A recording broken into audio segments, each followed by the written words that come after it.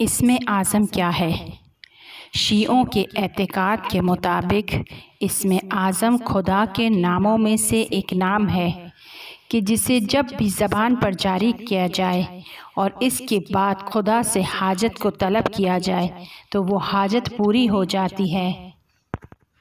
تاریخ میں کچھ افراد ایسے گزرے ہیں کہ جو اس بات کے دعوے دار ہیں کہ وہ اسم اعظم کو جانتے تھے۔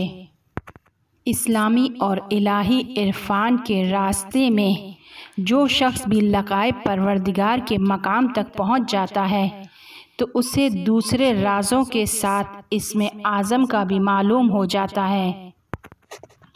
امام جعفر صادق علیہ السلام سے روایت بیان ہوئی ہے کہ فرمایا، مریم کے بیٹے عیسیٰ کے ساتھ 2 حرف تھے اور وہ ان دونوں سے اپنے کاموں کو انجام دیتے تھے۔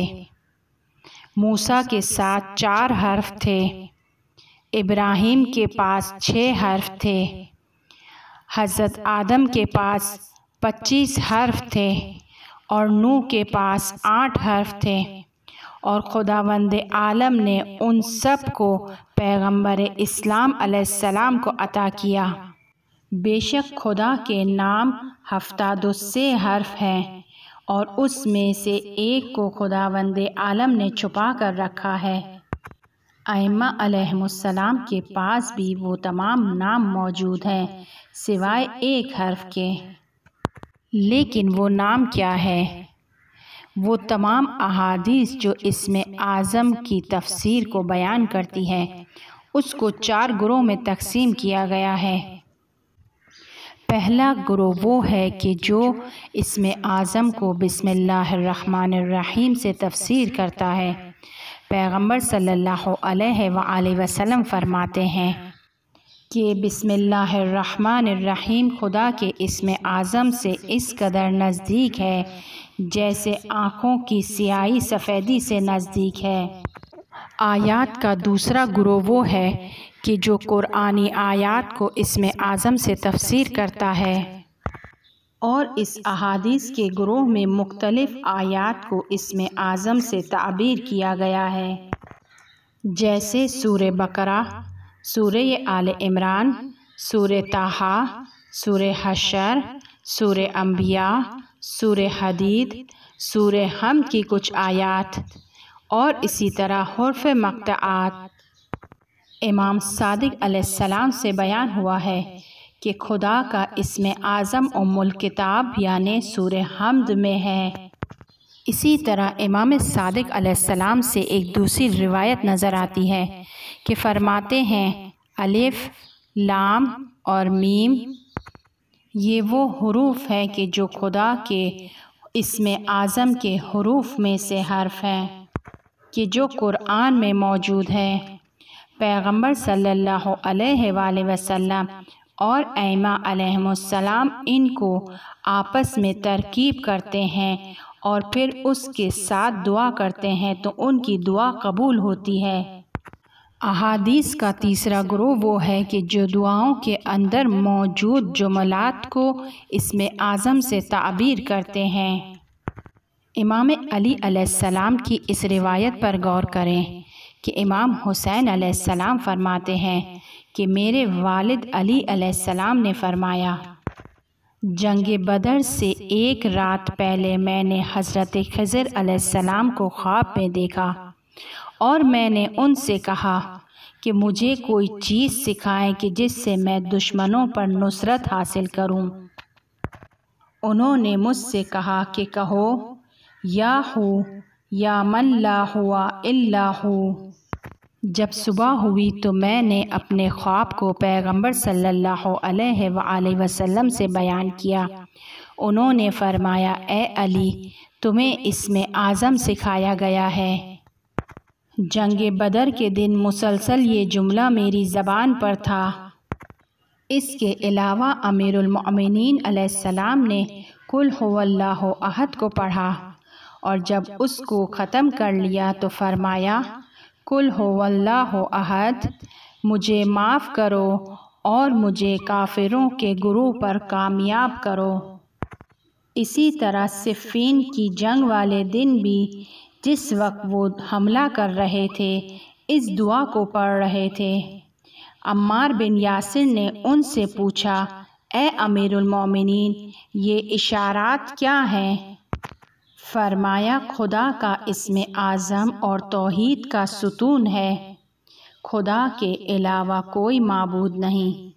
اس کے بعد یہ پڑھا، شہد اللہ انہ لا الہ الا ہو، خدا خود گواہی دیتا ہے کہ اس کے سوا کوئی معبود نہیں، یہاں تک کہ سورہ حشر کے آخری تک کو تلاوت کیا۔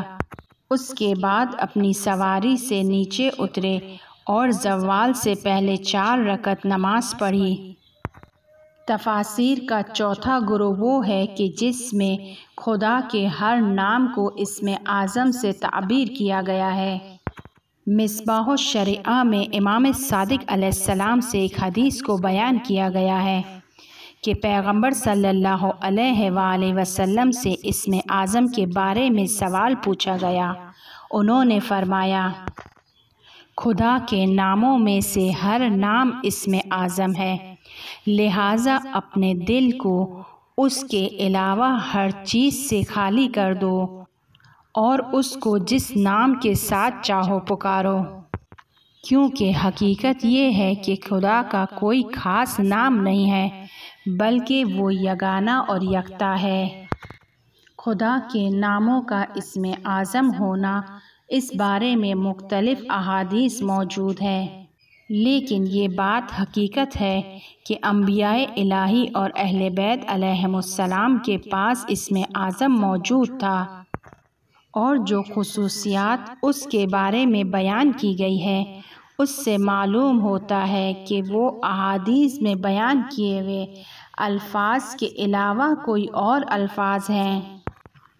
بعض اس بات پر معتقد ہیں کہ خدا کے تمام نام عظیم ہیں اور اس میں سے کوئی بھی نام دوسرے نام سے برتر نہیں ہے۔ بعض کہتے ہیں کہ اسم اعظم موجود ہے لیکن خداوند متعال کے علاوہ کوئی بھی اس کو نہیں جانتا۔ بعض اس بات پر معتقد ہیں کہ خدا کے ناموں میں اسم اعظم چھپا ہوا ہے۔ بعض اس بات پر معتقد ہیں کہ خدا کا ہر نام اسم اعظم ہے۔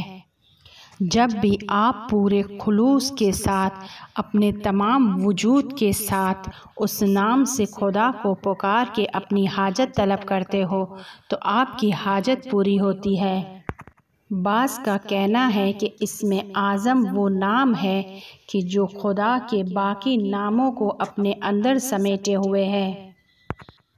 علامہ سید محمد حسین طباطبائی سے جب خدا کے اسم اعظم کے بارے میں پوچھا گیا تو انہوں نے فرمایا، لوگوں کے درمیان شائع ہو چکا ہے اسم اعظم خدا کے ناموں میں سے ایک لفظی نام ہے کہ اگر اس کے ساتھ خدا کو پکارا جائے تو دعا قبول ہوتی ہے، اور کوئی بھی مقصد ایسا نہیں ہے کہ جس میں اس کی تاثیر نہ دیکھی گئی ہو۔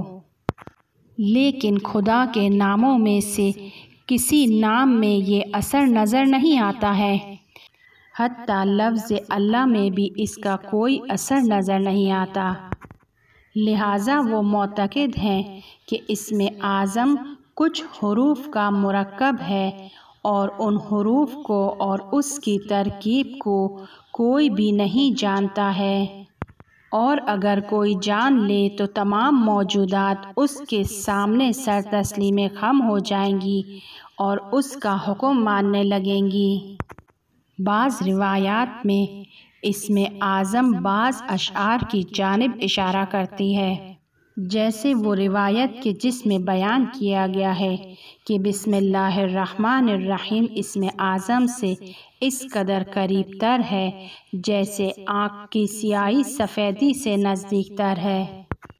بعض روایات میں اسم اعظم کو آیت الکرسی میں اور سورہ آل عمران کی ابتدا کی آیت میں بیان کیا گیا ہے، اور نیز ایک روایت یہ بھی بیان کرتی ہے کہ اسم اعظم کے حروف سورہ الحمد میں موجود ہیں اور امام ان حروف کو جانتے ہیں اور جب بھی چاہتے ہیں ان کو آپس میں ترکیب کرتے ہیں اور ان کے ذریعے سے دعا مانگتے ہیں کہ جس کے نتیجے میں ان کی دعا قبول ہوتی ہے۔